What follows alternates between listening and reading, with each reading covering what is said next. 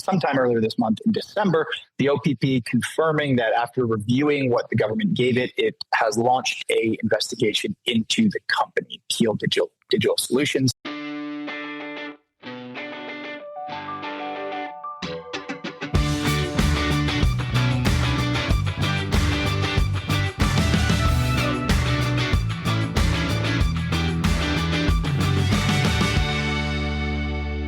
Welcome back to Closer Look. Hey, it's Joe Bowen night at Scotiabank Tuesdays Arena. here, yeah. Tuesday is here. Man, time flies. Eh? I know. I did rewatch it. I don't usually watch the show. We get it done, I put it up, and that's it. Move along to the next one because we're doing a daily show, Scott. It's a lot of effort to get that. I know it is. But I did watch because we run some great snippets on the weekends. For those of you who don't know, 7 o'clock on Saturday, Sunday. There's always a snippet from a previous show.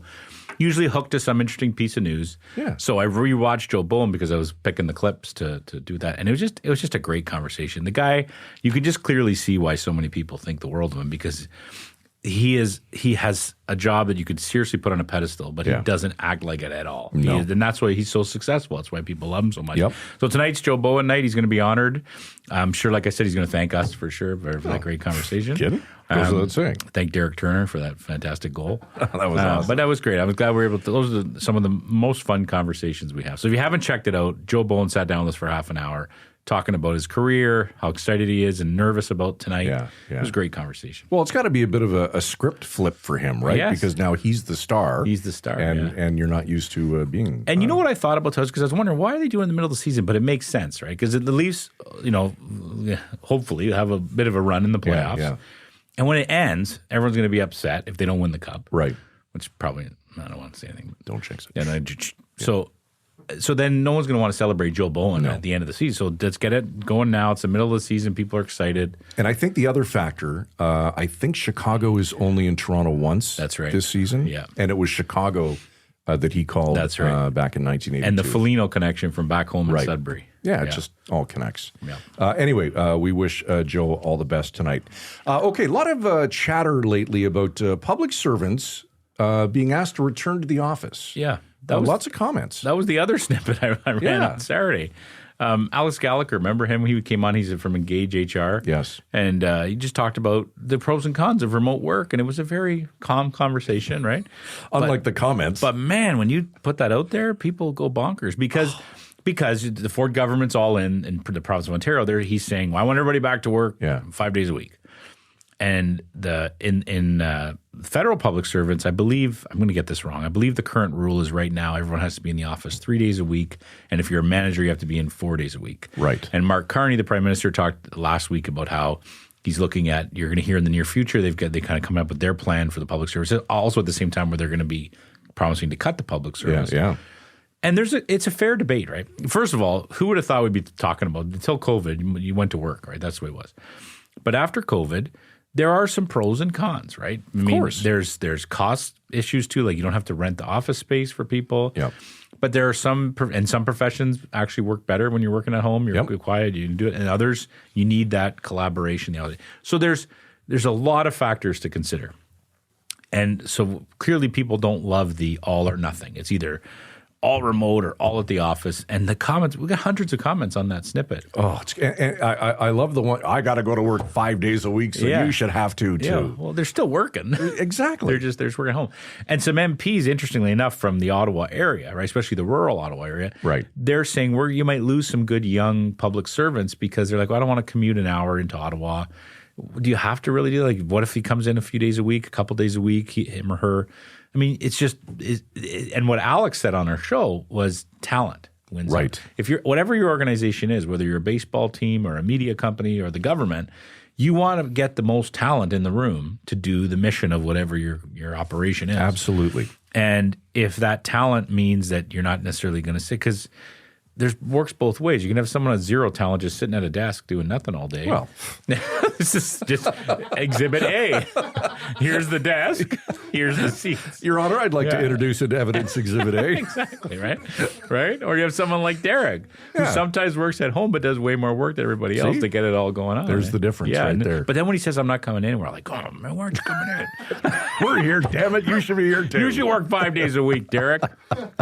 Anyways, but it's amazing that the debate. So it was just a snippet of Alex's comments of the pros and cons and what people have taken into consideration, and it just people went crazy talking about it. And then you throw in Joe O'Connor, another former guest, into the mix, who says we should be doing this in 4 days or less. Well, that's a whole other... Exactly. Yeah. But that argument is that we can actually condense the work week into 4 days, actually where you're working the entire time more efficiently. Right. And you get Friday off or Monday off or whatever you want to do. To me, I think it's, you got to accomplish the mission, right? Yeah. And sometimes you got to work a lot of extra hours to accomplish the mission. Yeah.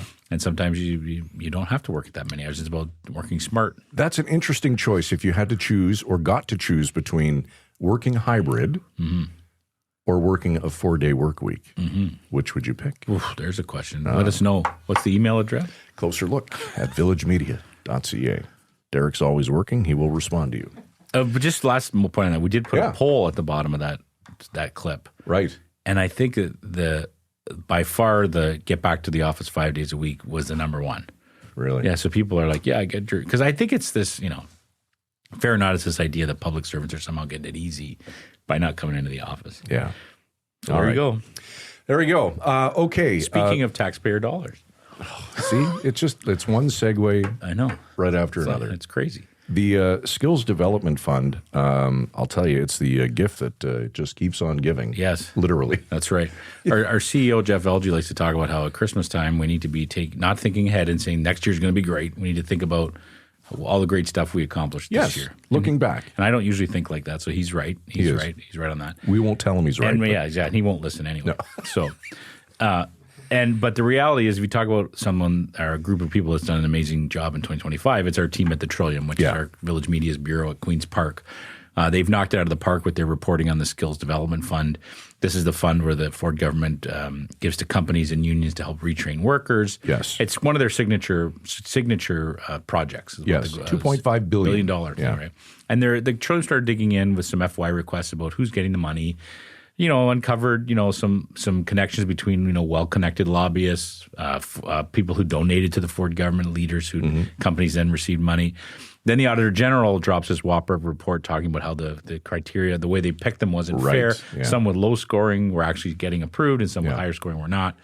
And then it's kind of gone on from there to the point where one company is now under OPP investigation because of an audit. Right. And so it's kind of been a trickle effect. And just to remind everybody, we also launched a crowdfunding campaign at the Trillium because our latest round of FOI requests that we put in for information regarding the fund came back with like a $12,000 price tag.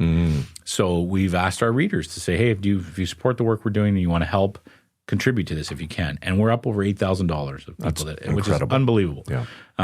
So it's been a great response in the comments, people talking about how this is important work we're doing and we need to know the truth about this fund, and it's been very rewarding. I've had zero to do with it. They obviously I keep in touch with the Trillium, and they tell me what they're working on, and I give my odd piece of advice here and there.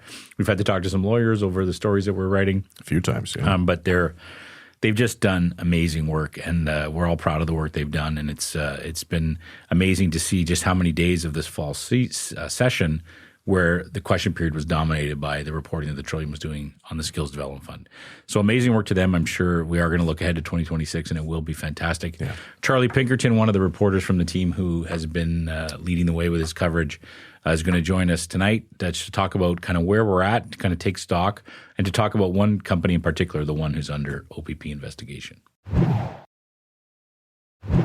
The Ontario Legislature is now officially on its Christmas break, with Ontario MPPs not set to return to Queen's Park until March 23rd. Lots of people have opinions on that, but that's a whole other story. Tonight we're going to talk some more about the story that dominated the legislature this fall, the Ford government's $2.5 billion Skills Development Fund, and where some of that money ended up. Charlie Pinkerton, one of our reporters at the Trillium, is here with the latest. Charlie, thanks as always for joining us.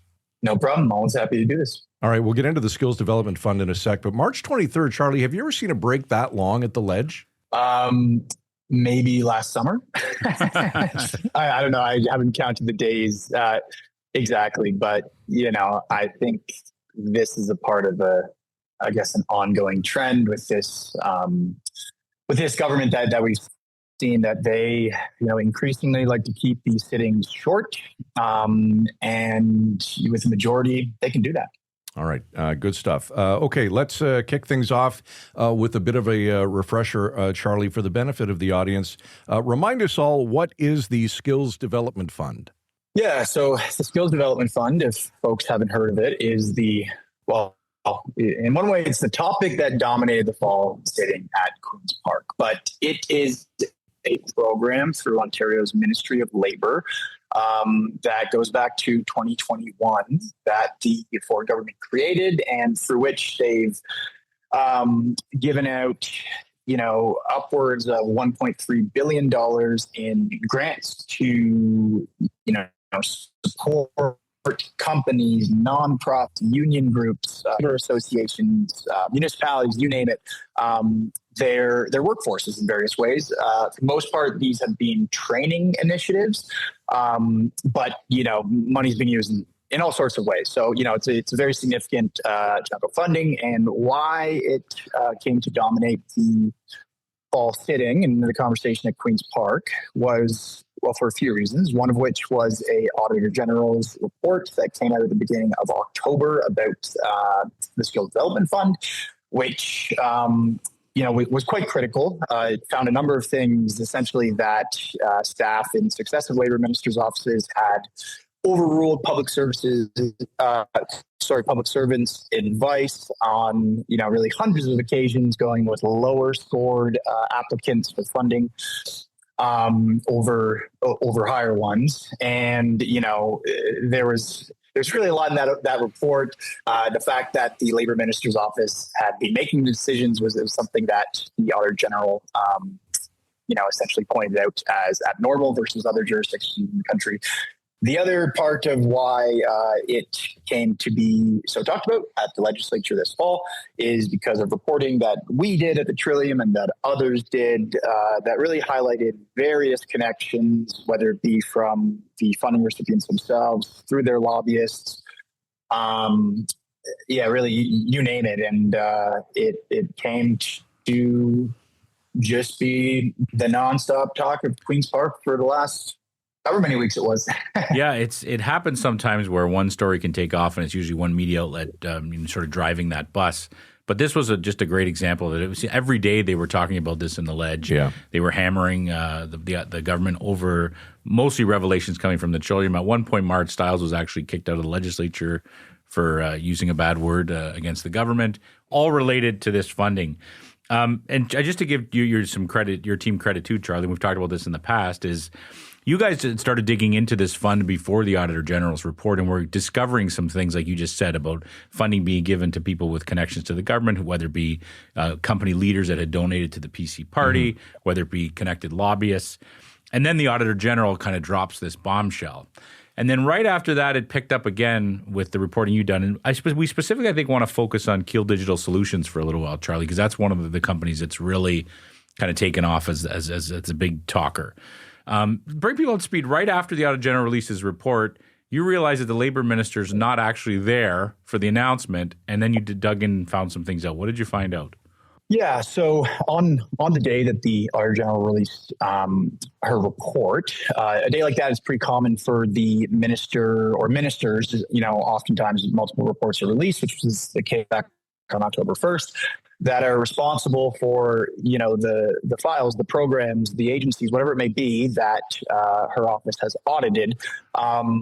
They'll come and respond to the findings. And on that day, on October 1st, there were 3 ministers of the Ford government who came out, and one who was wheeled out on TV, kind of like how I saw. I guess the topic, everything that was contained in the Auditor General, it didn't exactly, I guess we didn't really think too much of it that the Labour minister wasn't there. It was before the legislature had resumed sitting, so it wasn't too out of the norm. That said, a few days later, we were told what we came to report the next week, which was that the Labour minister that following weekend had been in Paris at the wedding of a lobbyist who had a couple of clients who got funding and, received funding that the Labor Minister's office had approved. So that really, I guess, took things up a notch. The Labor Minister then proceeded to go on to a radio interview, talk about one of those companies, which is Get Ahead or Keel Digital Solutions, and say that they were a lower scored applicant, and then talk about how he personally was involved in selecting lower scored applicants. I think it was the day after that we at the Trillium published our story on the Parisian wedding, that we had another story on how Labor Minister David Piccini had, several months before he became Labor Minister, being photographed rinkside at a Toronto Maple Leafs game, in those expensive, nice tickets, with a director of one of the companies that the lobbyist of the Paris wedding, was associated with. So those sort of two stories combined really ramped things up. Then came, early November, when the government got the results of an audit into that same company, Get Ahead, Keel Digital Solutions. And that sort of led to more developments as of late, but I'll sort of yield the floor so you can take it wherever you want on that front. So, Charlie, Keel Digital Solutions, this is a company that has received tens of millions of dollars in provincial funding to operate a platform that links to students, first responders, and First Nations communities. Is that accurate? That's what we understand about the company. Not all of that funding, and in fact, most of that funding did not come from the Skills Development Fund. I guess what we know is the largest contract that company has had with the government predates the funding it received from the Skills Development Fund. It was paid about $32 million over a few years by the Ministry of Colleges and Universities to provide its platform and the services on it to most students at most universities and colleges across the province, but it did get $7.5 million, I believe it is, in recent years from the Skills Development Fund as well. So then, Charlie, after this reporting has all come out, we find out that there was an audit done on Keel Digital Solutions from the Ministry of College and Universities that showed some irregularities. What do we know about that audit, and then what happened after that? Yeah, so we don't know much about that audit, and that has been that was really a lot of the talk at Queen's Park for the last month. What we do know is that, according to the OPP, the Ford government contacted it in early November with the findings of what it's described as a forensic audit. That forensic audit was sparked by an earlier audit of payments from the Ministry of Colleges and Universities. So anyhow, when the government got back its forensic audit findings in early November, they went right to the OPP, and they kind of stopped talking about the company at that point. So, we, on a number of occasions, have tried to ask ministers, et cetera, and they're all very tight-lipped about, what the audit found specifically. And it ultimately led to, might have been last week, sometime earlier this month in December, the OPP confirming that after reviewing what the government gave it, it has launched a investigation into the company, Keel Digital Solutions, which was formerly known as Get Ahead. That's why I keep describing it as that. But, it's been a very strange situation because the company itself has, it's said on a number of occasions, it feels like it's being scapegoated. It says it hasn't seen the findings of the audit. So there really isn't too much known about what specifically that audit found. The government has been quite defensive, and naturally so, given all the fuss over the Skills Development Fund, to say that, this was not about the Skills Development Fund. But the OPP more recently has said that while, the information they were provided related to payments from the Ministry of Colleges and Universities, that doesn't mean that their investigation is only going to be about payments from that ministry. Mm-hmm. Just as someone who's been reading all the coverage, what's been interesting is Keel has not just said we deny any wrongdoing, we didn't do anything wrong. They're actually saying this is a political mess, and we are looking forward to the day the government apologizes to it. Does that surprise you to see such a confident denial? Like, there are a number of things at play here. Keel, and it's not that old of a company. It's only been around for a few years, and it's really benefited from, the tens of millions of dollars it's received from the provincial government. I don't have access to their finances. No one outside of the company does, but based on what we know about it, certainly the contracts it's had with the provincial government and the funding it's received through the Skills Development Fund have been quite helpful to it. So to see the company come out and criticize the government so harshly, I don't think it necessarily sets them up to have a very much a likelihood of a prosperous business relationship going forward, I guess, would be my assessment. So for that reason, it's a bit strange. But also, as Keel said, like, they don't feel as though they've done anything wrong, and they feel like they've been left in the dark here. So I totally see why they're being so critical. So what's happening now, Charlie? Service providers are scrambling, I guess, because the platform is essentially shut down? Yeah. So Jessica Smith-Cross, the editor of the Trillium, she had a story the other day speaking to one of the mental health providers that provides their service through Keel's platform, and that service provider had a lot of very strong things to say. They said that they were very disappointed in the funding being cut off like that. And because a lot of these services are provided to students, like the timing of this right before exam season was something that they mentioned, that, it's high stress times, and all of a sudden these folks who have relied on this don't have access to it.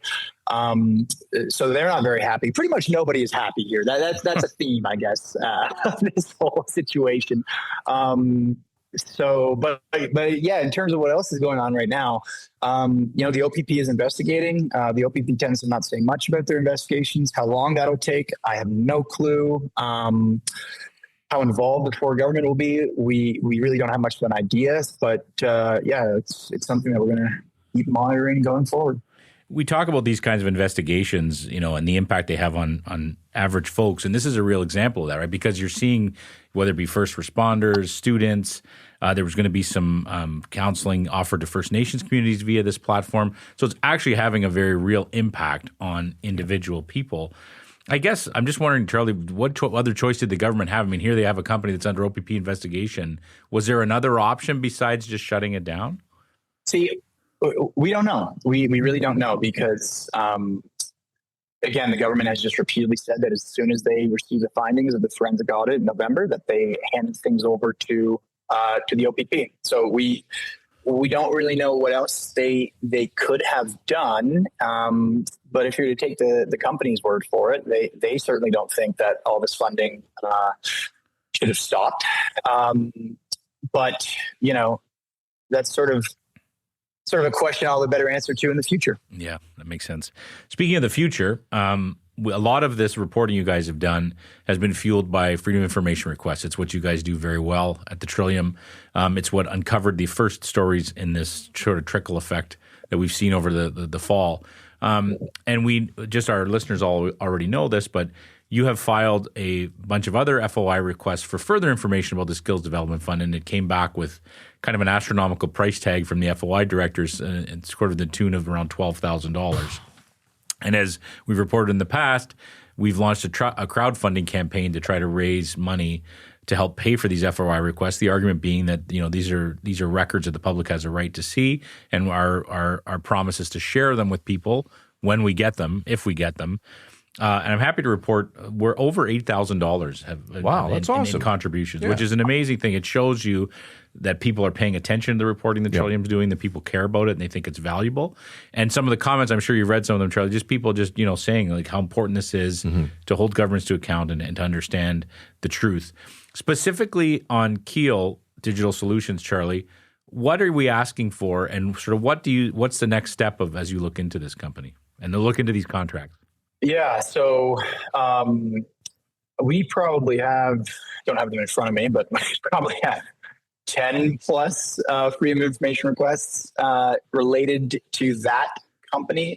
The one that we were charged, it was something like, I paid the installment on this. It was something like a little over $2,000, was for essentially the records and documents from the labor ministry that show how it came to get skills development fund money from the government. So that one, I have since been given a 240-day delay by the Ministry of Labor. I have appealed that delay. So we are now early in the appeal process.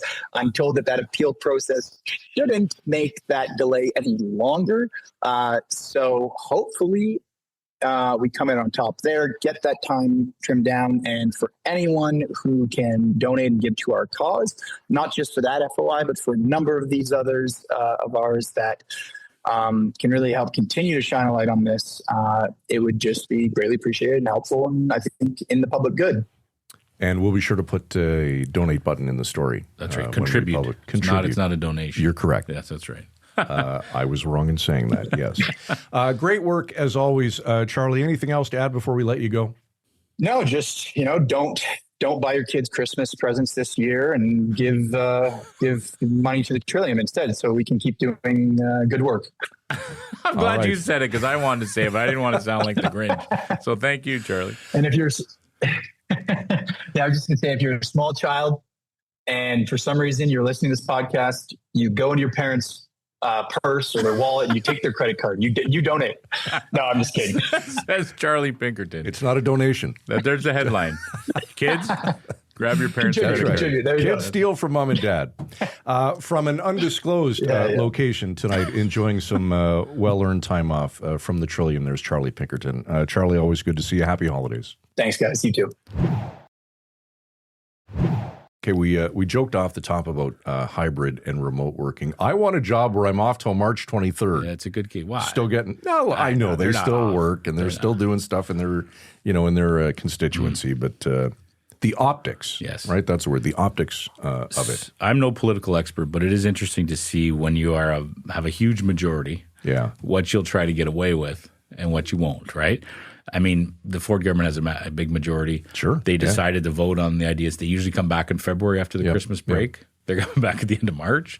And, maybe there's a few people who are angry about it, but the average person who's thinking about their job and buying Christmas presents and not thinking about when the provincial legislature is coming back. It does make one wonder, though, given the heat that has been on the government for so long, largely in part due to the great work by the staff at the Trillium. For sure. If they extended that break just to, yes, let's delay this as long as we can. For sure.